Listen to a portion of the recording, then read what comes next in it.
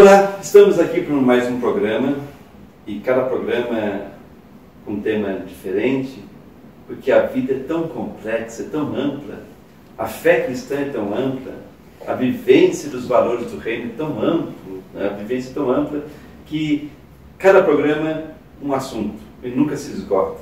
Então seja bem-vindo você aqui nesse programa, você que nos assiste, e acolho com muito carinho também José Rubens.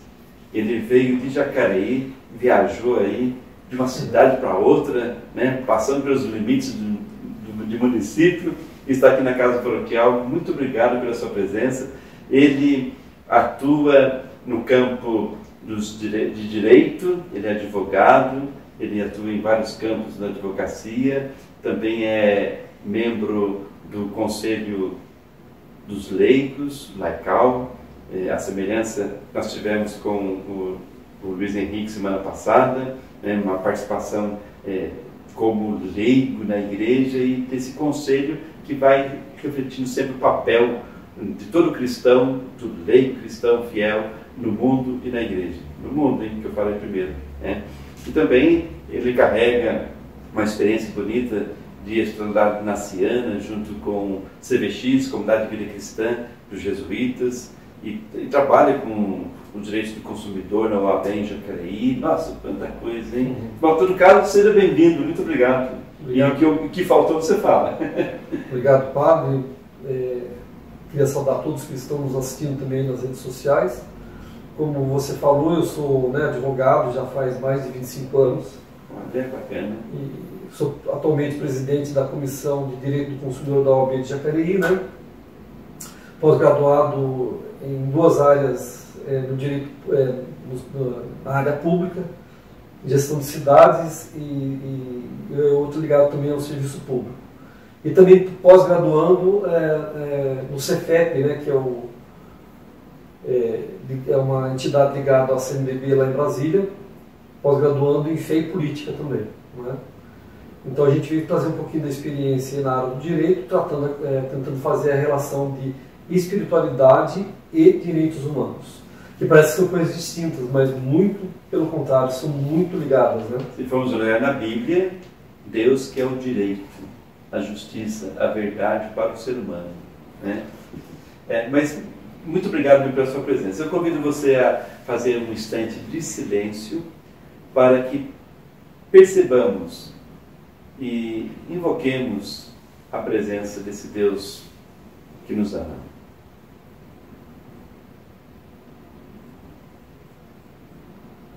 Glória ao Pai, ao Filho e ao Espírito Santo. Como era no princípio, agora e sempre. Amém.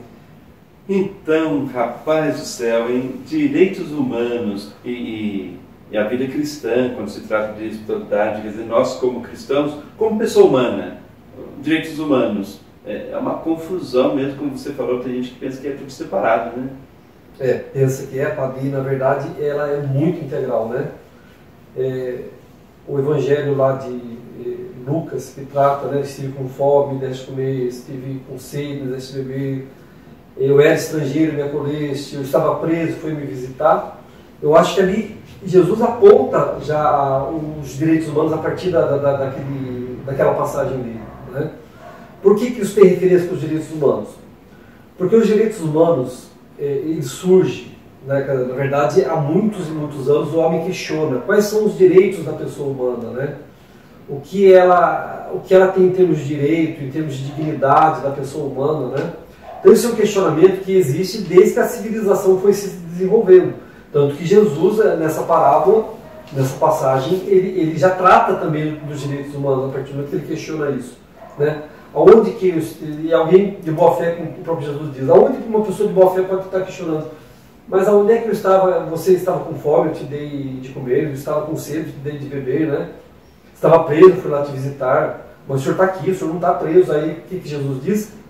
Quando fizestes isso a um dos seus irmãos, que está nessa situação, fizeste a mim.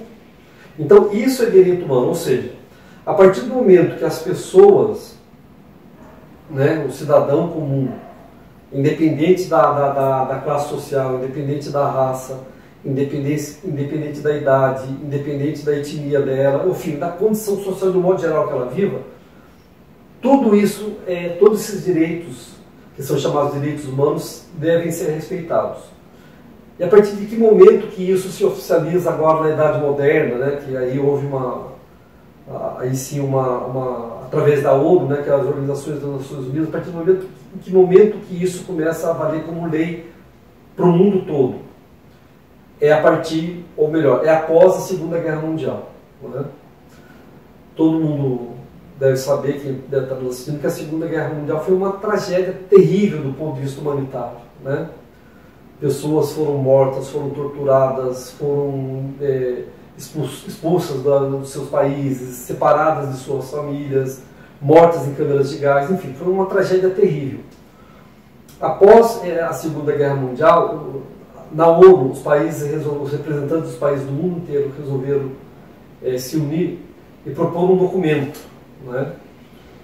E aí, em 10 de dezembro de 1948, entra em vigor, então, os 30 artigos dos direitos humanos. E é muito interessante porque, assim, a nossa Constituição Federal, que ela entrou em vigor em 1988, ou seja, após 40 anos da publicação dos direitos humanos, né, na ONU, entra em vigor em 1988 a Constituição Federal. E se a gente pegar lá, artigo por artigo, nós vamos ver que a nossa Constituição Federal, principalmente quando trata dos direitos individuais e coletivos, ela é praticamente uma descrição dos direitos humanos. E o que é, né? Muita gente pode pensar, mas direitos humanos é direito para defender bandido, é direito para defender quem faz coisa errada? Não, muito pelo contrário. O direito humano é de todas as pessoas, né? Daquele que cometeu o crime, daquele que foi vítima, daquele que vai julgar o criminoso. Por quê? Por que é de todo cidadão? Porque o direito humano é o direito à vida, é o direito à saúde, é o direito à residência, é o direito ao trabalho, é o direito ao salário digno, de tal forma que você consiga sobreviver e sustentar a sua família, é o direito à moradia, é o direito a um julgamento justo, né? É o direito de defesa, é o direito da presunção de inocência. É aí que as pessoas às vezes confundem, né? A Comissão de Direitos Humanos foi lá só para defender o marginal ou aquele que cometeu um crime. Não. A Comissão de Direitos Humanos, ela está para defender o ser humano na sua integralidade, né? Para que ele tenha os seus direitos e a sua dignidade respeitada. Então, lá trata também da questão da mulher, né? Da igualdade entre homens e mulheres. A partir do momento que o homem ele trata mal, ele xinga, ele subestima a mulher, ele põe ela numa condição inferior, o homem está ferindo os direitos humanos, porque isso está muito claro lá nos 30 artigos da Carta de 1948. Então, todos os direitos que todo ser humano deseja, né, inclusive ter um bom trabalho, ter uma boa casa, ter um bom salário, isso é direito humano. Né? Não é só o direito da pessoa que cometeu um crime, que cometeu uma infração penal. Agora, o que a Comissão de Direitos Humanos ela faz em relação ao detento, ao preso? É saber se ele está tendo seus direitos respeitados, no seguinte sentido: de ter uma boa defesa, de ter um julgamento justo, como qualquer ser humano deseja, o direito da presunção de inocência, porque às vezes a pessoa ela é acusada de um crime bárbaro e não necessariamente foi ela que cometeu. E aí? Não vai respeitar o direito dessa pessoa? Essa é uma questão muito complicada no mundo inteiro, inclusive no Brasil. Por quê? Porque, por exemplo, o nosso sistema carcerário são verdadeiras masmorras medievais, né? Então, quando Jesus coloca lá, eu estive preso e não me visitaste, veja, Jesus parte do princípio que a cadeia, onde ele está preso, vai ter as mínimas condições de sobrevivência. Alimentação de qualidade, não alimentação azeda, como muitas vezes é servido no presídio. Vai ter cama para todos os detentos dormirem. Lá dentro eles não serão torturados. Lá dentro eles terão advogado de defesa. Quando ele for para o tribunal, ele vai ter um julgamento justo e imparcial. Né? E se ele for condenado, ele vai cumprir a pena dele, mas num local decente, aonde ele possa ser reintegrado à sociedade. Ou seja, ele vai ficar confinado. As pessoas acham que ficar confinado é fácil, né? Está aí a pandemia, ninguém consegue ficar mais do que um mês dentro de casa. Então ficar dentro de uma cadeia não é uma situação boa, né? Não é uma situação agradável para ninguém. Né? Nem passarinho gosta de ficar preso na gaiola, que dirá um ser humano dentro de um presídio. Então, o que a Comissão de Direitos Humanos, que nós cristãos devemos exigir do Estado, é que a pessoa que cometeu um crime, a pessoa que errou, e ninguém escapa de errar na vida, é que ela tenha todos os seus direitos respeitados, né? E esses direitos todos estão lá na Declaração de Direitos Humanos e também na nossa Constituição Federal, que repete muita coisa da Carta de Direitos Humanos. Entra aí os idosos, que são, né, alimentação, lazer, tudo isso é um direito humano, né? É uma necessidade humana. Teria assim uma questão de direito natural do ser humano, né? Aquilo que é próprio. Exatamente. Por ser humano já tem seus deveres. Quando as pessoas são tão assim doutrinais, pensa assim nos deveres, e tem que pensar mesmo, mas pensar nos deveres e nos direitos.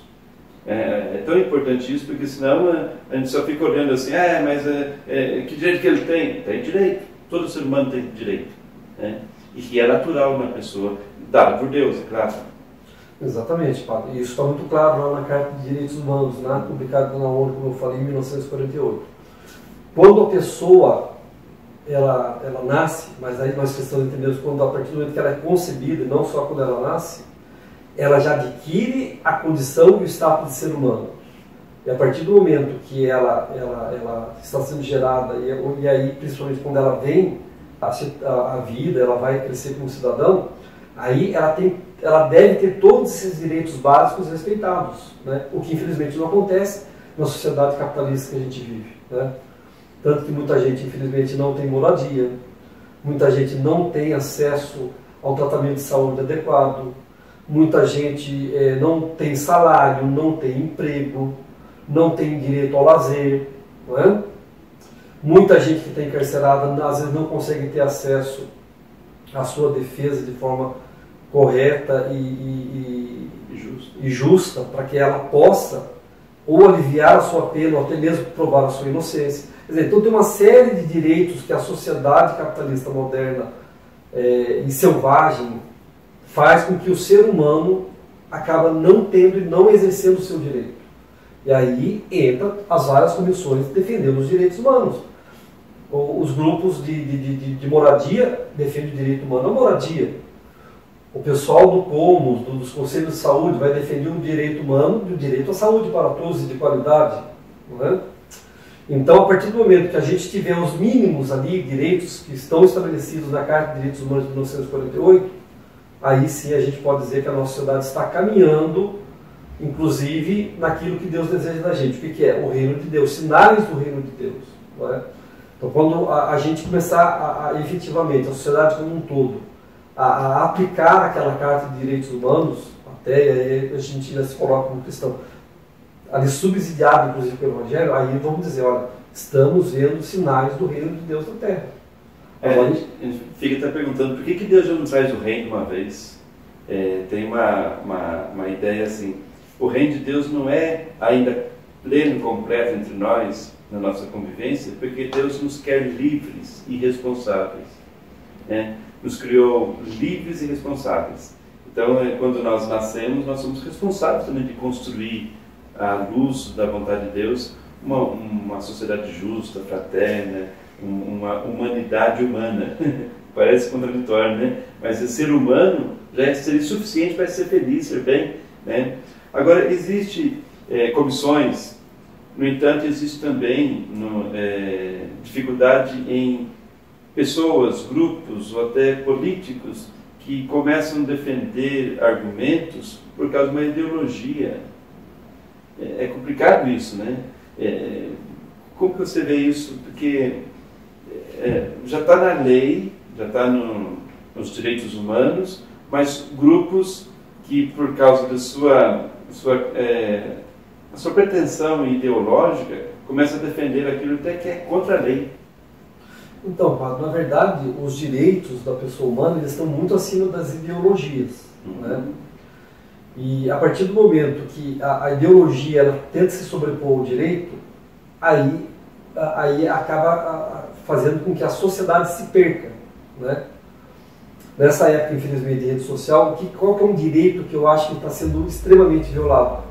É o direito à informação, né? Nessa época de fake news, de mentiras, de acusações falsas, né? Isso faz com que o direito do ser humano ter a verdade como princípio básico para tocar a sua vida não está sendo respeitado. E é onde gera essa confusão, que as ideologias acabam tentando se sobrepor ao direito. Mas é por isso que existe o judiciário, para poder dizer, opa, não, menos, vamos seguir o direito, né? Mas, infelizmente, se tratar também do judiciário, a gente vê que o judiciário também, às vezes, não obedece à lei, né? Existe um fenômeno, entre aspas, não deve ser tão novo, mas muito presente na sociedade de hoje, que é o lawfare, ou seja, é o julgamento do judiciário através de opiniões políticas e não de opiniões baseadas no direito. Então, isso é uma violação do direito humano da pessoa, né? A partir do momento que eu estou sendo julgado pela minha posição, opinião política, e não pela lei que deva ser aplicada, isso é uma violação de direito humano, direito de uma justiça correta, justa e certeira. Então isso infelizmente acontece. Eu fico pensando assim, existe então os três poderes, e se um poder, né, chamado poder, né, não sei se seria o ideal, né, vamos chamar de poder, né, que tem uma função social diante da toda a população, toda a sociedade, se um erra, o outro pode também olhar. Mas onde está o papel do cidadão? Cada cidadão também tem o seu direito, até mesmo de defender os outros, tem o dever de defender os outros, tem o direito de se defender. Como pessoa humana, como cristãos, mas como pessoa humana, nós devemos intensamente nos preocupar com a realidade social, política, econômica, os direitos que estão sendo ou não defendidos, cumpridos e promovidos. Então, como pessoa humana, cidadania isso. Porque senão a gente pensa que somente eles que vão ter que... são as comissões de direitos humanos que têm que... Tanto que nós temos vários grupos populares, né, movimentos populares também, que não são de comissões constituídas, mas são ONGs ou grupos que fazem um trabalho. Então, toda pessoa humana é responsável pela humanidade toda, né? Na verdade, lá tem um artigo lá, padre, se não me engano, um dos primeiros artigos, que diz o seguinte, que os direitos deverão ser respeitados considerando a relação fraterna entre as pessoas. Ou seja, se eu devo me preocupar com a relação fraterna, significa que eu devo me preocupar com todas as pessoas que estão ao meu redor. E o meu Brasil, o meu país, com o mundo de um modo geral, né? Agora, a partir do momento que eu não tenho uma relação fraterna com um ser humano, com o meio que eu vivo, eu estou violando os direitos humanos daquele meio, daquela pessoa, daquele grupo, né? Então, a responsabilidade da gente de fazer aplicar o direito é uma responsabilidade coletiva, mas parte de cada um, né? Coletivamente fazer exercer o direito e fazer com que a sociedade avance cada vez melhor para o desenvolvimento não necessariamente da economia, mas para o desenvolvimento social da coletividade, né?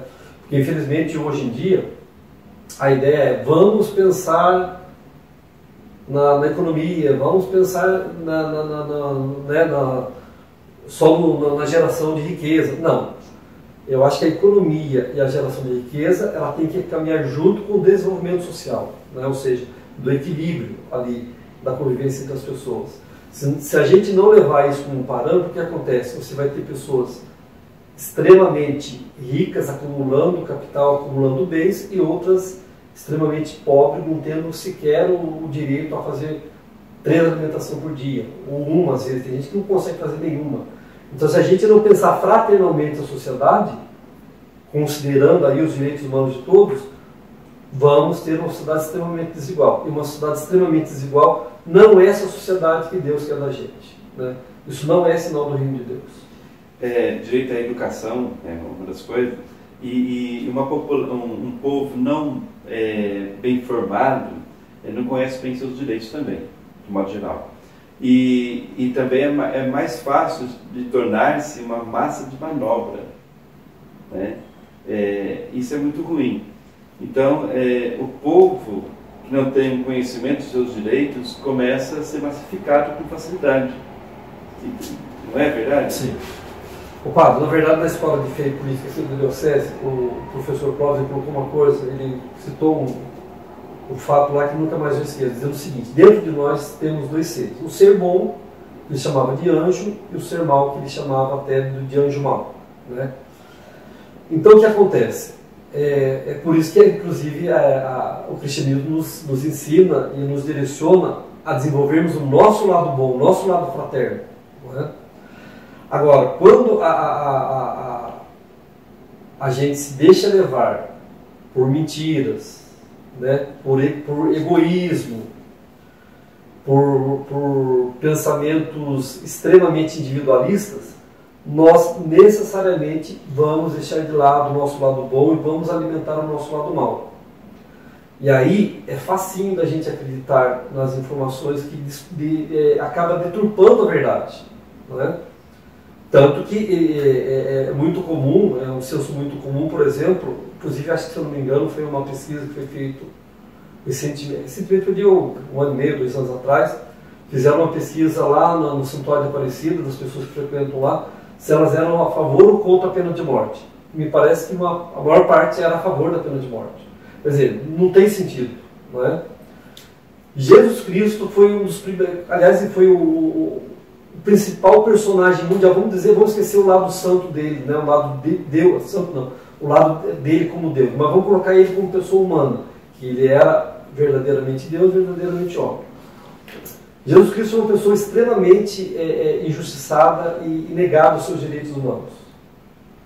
Ele não teve um julgamento justo, ele não teve direito de defesa, e ele foi condenado à morte sendo inocente.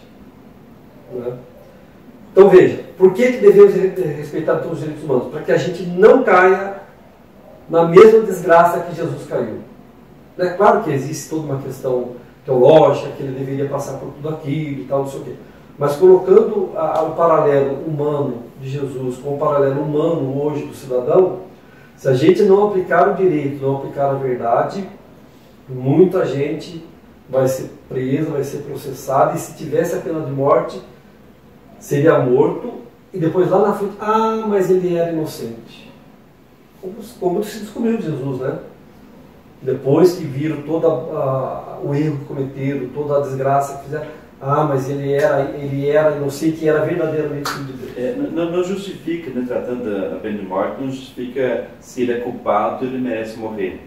Porque se ele é culpado, e ele merece uma prisão perpétua, pode ser prisão perpétua e não pena de morte. Mesmo que é culpado, mas não justifica morrer. É um direito humano de morrer bem. Até a morte é um direito humano, né? A teologia sobre a questão do sofrimento da morte apresenta isso.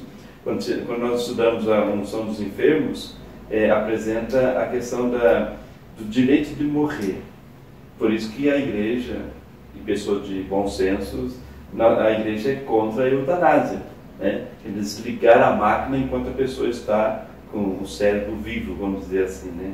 Então, pena de morte não justifica nem aborto, mas só que nós não podemos, aqui eu vejo um risco muito grande que, como igreja, podemos ter, alguns agentes pastoral têm, alguns religiosos têm, quando se trata de querer defender direito humano, só pensa no aborto, só pensa na eutanásia. Não, mas é todo um contexto da vida, né? É a vida inteira da pessoa, não é apenas aborto também, não vamos concordar com o aborto, mas ficar olhando só para o aborto, mas aquela pessoa que nasceu, não foi abortada, graças a Deus, mas não tem uma educação boa, não tem boa alimentação, e a alimentação não é só comer, é o tipo de comida também que vai ter, né? Com qualidade.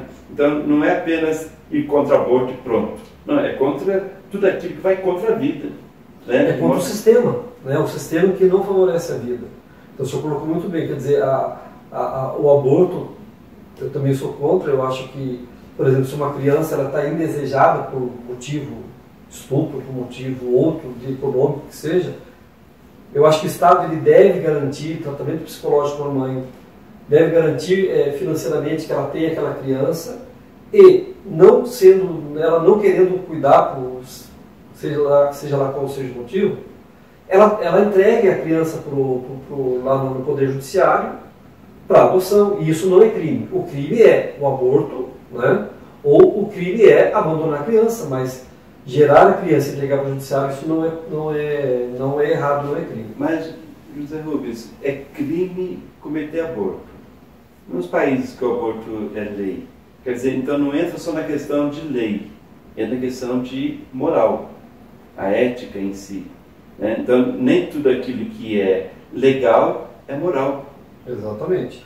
Tanto para aí tem uma questão filosófica o seguinte: o que vale mais, a vida de uma criança recém-nascida, que tem uma vida toda pela frente, ou vale mais a vida de um idoso já muito doente, já praticamente perto da morte? O que vale mais?